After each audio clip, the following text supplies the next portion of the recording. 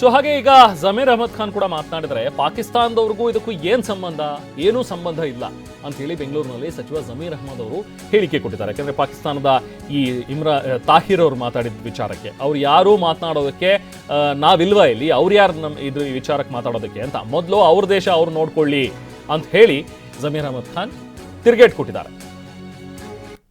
ಪಾಕಿಸ್ತಾನ ಅವ್ರು ಯಾರು ನಮ್ಮ ದೇಶದ ಬಗ್ಗೆ ಹೇಳಕ್ಕೆ ಅವ್ರು ಏನು ಹಕ್ಕಿದೆ? ಅವ್ರಿಗೆ ಇದಕ್ಕೆ ಏನು ಸಂಬಂಧ? ಅವ್ರಿಗೆ ಪಾಕಿಸ್ತಾನಗೂ ನಮಗೂ ಏನೇನು ಸಂಬಂಧ ಇಲ್ಲ. ಮುಸ್ಲಿಮರಿಗೆ ಮೋಸ ಮಾಡ್ತಿದೆ, ತೊಂದರೆ ಕೊಡ್ತಾರೆ. ಅವ್ರು ಯಾರ್ರೀ? ನಾವಿಲ್ಲ ಇಲ್ಲಿ, ನಮ್ಮ ದೇಶದಲ್ಲಿ ನಾವಿದ್ದೀವಿ. ಮುಸಲ್ಮಾನ್ಗಳಿಗೆ ನೋಡ್ಕೊಳಕ್ಕೆ ನಮ್ಮ ದೇಶದಲ್ಲಿ ನಾವಿದ್ದೀವಿ. ಅವ್ರು ಯಾರು? ಮೊದಲೇ ಅವ್ರ ದೇಶ ನೋಡೋಕ್ಕೆ ಹೇಳ್ಕೊಳಕ್ಕೆ ಹೇಳಿ. ಮೊದಲೇ ಆ ಪಾಕಿಸ್ತಾನ ದೇಶ ನೋಡ್ಕೊಳ್ಳೋಕೆ ಹೇಳಿ. ಆ ಬಡತನ ಇದೆಯಲ್ಲ ಅದು ನೋಡ್ಕೊಳ್ಳೋಕೆ ಹೇಳಿ.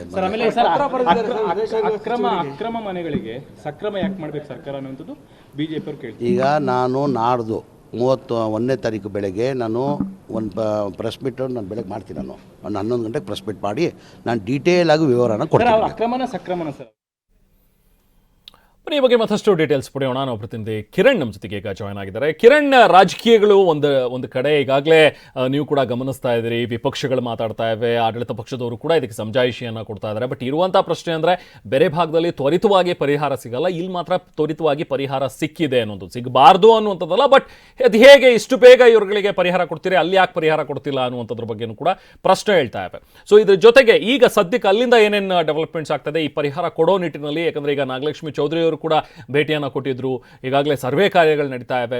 ಯಾವ ರೀತಿಯಾಗಿ ಸಾಗ್ತಾ ಇದೆ ಎಲ್ಲವೂ ಕೂಡ ಈಗ ಕಿರಣ್? ಹೌದ್ರಮ್ಮನ್, ಈಗಾಗಲೇ ಕೂಡ ಕೋಗಿಲು ಲೇಔಟ್ ಘಟನಾ ಸ್ಥಳಕ್ಕೆ ರಾಜ್ಯ ಮಹಿಳಾ ಆಯೋಗದ ಅಧ್ಯಕ್ಷ ಆಗಿರುವಂತಹ ನಾಗಲಕ್ಷ್ಮಿ ಚೌಧರಿ ಅವರು ಕೂಡ ಭೇಟಿಯನ್ನು ಕೊಟ್ಟಿರುವಂಥದ್ದು. ಭೇಟಿಯನ್ನು ಕೊಟ್ಟು ಇಲ್ಲಿರುವಂತಹ ಗರ್ಭಿಣಿಯರಿರ್ಬೋದು, ಬಾಣಂತಿಯರು ಮತ್ತು ಮಹಿಳೆಯರ ಜೊತೆಯಲ್ಲಿ ಕೆಲವೊಂದಷ್ಟು ಮಾಹಿತಿಯನ್ನು ಕೂಡ ಪಡ್ಕೊಂಡ್ರು. ಅಂದರೆ ನೀವು ಕನ್ನಡದವರೇನ, ಇಲ್ಲಿ ಎಷ್ಟು ವರ್ಷಗಳಿಂದ ಇದ್ದೀರಾ, ಏನೇನೆಲ್ಲ ನಿಮ್ಮ ಬಳಿ ಆಧಾರ್ ಕಾರ್ಡ್ ಇರ್ಬೋದು, ವೋಟರ್ ಐಡಿ ಇರ್ಬೋದು, ಏನೇನೆಲ್ಲ ದಾಖಲೆಗಳಿದೆ, ನೀವು ಎಷ್ಟು ವರ್ಷಗಳಿಂದ ಇಲ್ಲಿ ನೆಲೆಸಿದ್ದೀರಾ, ಈ ಥರದ ಎಲ್ಲ ಆಯಾಮಗಳಲ್ಲೂ ಕೂಡ ಎಲ್ಲ ಒಂದು ಮಾಹಿತಿಗಳನ್ನು ಕೂಡ ಈಗಾಗಲೇ ಪಡ್ಕೊಂಡಿರುವಂಥದ್ದು. ನಾನು ಈಗಾಗಲೇ ಈ ಒಂದು ಕೋಗಿಲು ಲೇಔಟ್ ವಿಚಾರಕ್ಕೆ ಸಂಬಂಧಪಟ್ಟಂತೆ ಮೊದಲನೇ ಹಂತದಲ್ಲಿ ಪತ್ರವನ್ನು ಬರೆದಿದ್ದೇನೆ. ಇವತ್ತು 2ನೇ ಹಂತದಲ್ಲಿ ಸ್ಥಳಕ್ಕೆ ಭೇಟಿಯನ್ನು ಕೂಡ ಕೊಟ್ಟಿರುವಂಥದ್ದು. ಭೇಟಿಯನ್ನು ಕೊಟ್ಟು ನಾನು ಮತ್ತೊಂದು ಪತ್ರವನ್ನು ಕೂಡ ಸರ್ಕಾರಕ್ಕೆ ಬರಿತೀನಿ, ಇಲ್ಲಿ ಏನೇನೆಲ್ಲ ಆಗಿದೆ, ಇಲ್ಲಿ ಏನೇನೆಲ್ಲ ಆಗಬೇಕಾಗಿದೆ ಅಂತೇಳಿ. ಮತ್ತೆ GBA ಇರ್ಬೋದು, ಬೆಂಗಳೂರು ನಗರ ಜಿಲ್ಲಾಡಳಿತದ ಅಧಿಕಾರಿಗಳ ಜೊತೆಯಲ್ಲೂ ಕೂಡ ಸಮಾಲೋಚನೆ ನಡೆಸಿರುವಂಥದ್ದು. ಇವ್ರಿಗೆ ಏನೇನೆಲ್ಲ ವಸತಿ ವ್ಯವಸ್ಥೆ ಆಗಿರ್ಬೋದು, ಊಟದ ವ್ಯವಸ್ಥೆ ಆಗಿರ್ಬೋದು, ಈ ಥರದ ಎಲ್ಲ ವ್ಯವಸ್ಥೆಗಳ ಬಗ್ಗೆ ಕೂಡ ಪರಿಶೀಲನೆಯನ್ನು ಮಾಡಿದ್ರು. ಅಧಿಕಾರಿಗಳು ಕೂಡ ಈಗಾಗಲೇ ಮಾಹಿತಿಯನ್ನು ಕೊಟ್ಟಿರುವಂಥದ್ದು. ನಾಗಲಕ್ಷ್ಮಿ ಚೌಧರಿ ಅವರಿಗೆ ಈಗಾಗಲೇ 2-3 ಗಂಜಿ ಕೇಂದ್ರಗಳನ್ನು ನಾವು ಓಪನ್ ಮಾಡಿದ್ದೀವಿ, ಆದರೆ ಇಲ್ಲಿರುವಂತಹ ನಿವಾಸಿಗಳು ಯಾರು ಕೂಡ ಅಲ್ಲಿಗೆ ಹೋಗ್ಲಿಕ್ಕೆ ಮುಂದಾಗಿಲ್ಲ ಅನ್ನುವಂಥ ಒಂದು ಮಾಹಿತಿಯನ್ನು ಕೊಟ್ಟರು. ನಾಗಲಕ್ಷ್ಮಿ ಚೌಧರಿ ಅವರು ಕೂಡ ಇಲ್ಲಿರುವಂತಹ ಮಹಿಳೆಯರಿಗೆ ಒಂದು ಸೂಚನೆಯನ್ನು ಕೂಡ ಕೊಟ್ಟರು.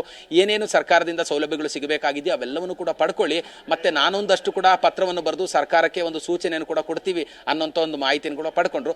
ಕೆಲವೊಂದಷ್ಟು ಮಹಿಳೆಯರು ನಮ್ಮ ಬಳಿ ಎಲ್ಲ ದಾಖಲೆಗಳಿದೆ ಅನ್ನುವಂಥ ಒಂದು ಮಾಹಿತಿಯನ್ನು ಕೊಟ್ಟರೆ, ನಾವು ಕೂಡ ಬೇರೆ ಬೇರೆ ರಾಜ್ಯಗಳಿಂದ, ಅಂದ್ರೆ ಆಂಧ್ರ ಇರ್ಬೋದು, ಬೇರೆ ಬೇರೆ ರಾಜ್ಯಗಳಿಂದ ಕಳೆದ 30 ವರ್ಷಗಳ ಹಿಂದೆ ಇಲ್ಲಿಗೆ ಬಂದಿದ್ವಿ ಅನ್ನೋಂಥ ಒಂದು ಮಾತುಗಳನ್ನು ಕೂಡ ಈಗಾಗಲೇ ಹೇಳಿರುವಂಥದ್ದು. ಒಂದು ಎರಡನೇದಾಗಿ ಇಲ್ಲಿ ಪ್ರಮುಖವಾಗಿರುವಂಥದ್ದು 2-3 ಗಂಟೆಗಳಿಂದ ಬೆಂಗಳೂರು ನಗರ ಜಿಲ್ಲಾಡಳಿತ ಇರ್ಬೋದು, GBA ಅಧಿಕಾರಿಗಳಿರ್ಬೋದು, ಮತ್ತೆ ರಾಜೀವ್ ಗಾಂಧಿ ವಸತಿ ನಿಗಮದ ಅಧಿಕಾರಿಗಳಿರ್ಬೋದು, 3 ಇಲಾಖೆಯ ಅಧಿಕಾರಿಗಳು ಬ್ಯಾಕ್ ಟು ಬ್ಯಾಕ್ ಮೀಟಿಂಗ್ ಅನ್ನ ಮಾಡ್ತಾ ಇರುವಂಥದ್ದು. ಅಂದ್ರೆ ಸರ್ವೆ ಕಾರ್ಯ ಯಾವ ರೀತಿಯಲ್ಲಿ ಮಾಡಬೇಕು, ಏನೇನೆಲ್ಲ ಅವರಿಂದ ಮಾಹಿತಿಗಳನ್ನ ಪಡ್ಕೊಳ್ಬೇಕು, ಅವರ ಹತ್ರ ಏನೇನೆಲ್ಲ ದಾಖಲೆಗಳನ್ನು ಪಡ್ಕೊಳ್ಬೇಕು ಅಂತ ಹೇಳಿದ್ರೆ ಪ್ರತಿ ಮನೆಯಿಂದಲೂ ಕೂಡ 5 ದಾಖಲೆಗಳನ್ನ, ಅಂದ್ರೆ ವೋಟರ್ ಐಡಿ ಇರ್ಬೋದು, ಆಧಾರ್ ಕಾರ್ಡ್ ಇರ್ಬೋದು, ಅವರಿಗೆ ಕೊಟ್ಟಿರುವಂತಹ 94CC ಅಡಿಯಲ್ಲಿ ಕೊಟ್ಟಿರುವಂತಹ ತಾತ್ಕಾಲಿಕ ಆದೇಶ ಪತ್ರ ಇರ್ಬೋದು, ಇವೆಲ್ಲವನ್ನೂ ಕೂಡ ಪರಿಶೀಲನೆ ಮಾಡಿ ಅವರು ಎಷ್ಟು ವರ್ಷದಿಂದ ಇಲ್ಲಿ ವಾಸವಾಗಿದ್ರು. ಅಂದ್ರೆ ನಿನ್ನೆ ಕೂಡ ಸಾಕಷ್ಟು ಜನರು ವೋಟರ್ ಐಡಿಗಳನ್ನ ತೋರಿಸಿದಂತ ಸಂದರ್ಭದಲ್ಲಿ, ಅಂದ್ರೆ ಕೋಗಿಲು ಲೇಔಟ್ಗೆ ಕೊಟ್ಟಿರುವಂತದ್ದಲ್ಲ, ಅಂದ್ರೆ ಈ ಜಾಗ ಏನೀಗ ಒತ್ತುವರಿ ಆಗಿದೆ ಅಂತೇಳಿ ತೆರವನ್ನು ಮಾಡಿದ್ರು, ಆ ಜಾಗಕ್ಕೆ ಕೊಟ್ಟಿರುವಂತದ್ದಲ್ಲ, ಅಕ್ಕಪಕ್ಕ ಏರಿಯಾಗಳಿಗೆ ಕೊಟ್ಟಿರುವಂತಹ ವೋಟರ್ ಐಡಿ ಅನ್ನುವಂಥ ಒಂದು ಮಾತುಗಳನ್ನು ಕೂಡ ಈಗಾಗಲೇ ಸರ್ಕಾರ ಹೇಳಿರುವಂತದ್ದು.